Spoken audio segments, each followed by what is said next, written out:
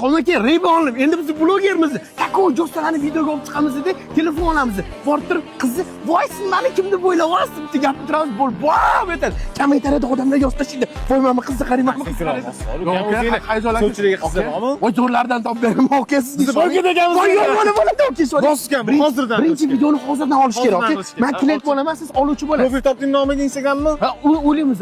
Aka, ideya borda, qarang. Hozir telefon olamiz va bu odamlar bizga yozadi. U olgan telefonlarimizni keyin texnomarkazga sotamiz. O'shalar qimmatroq olib qo'yotgan ekan.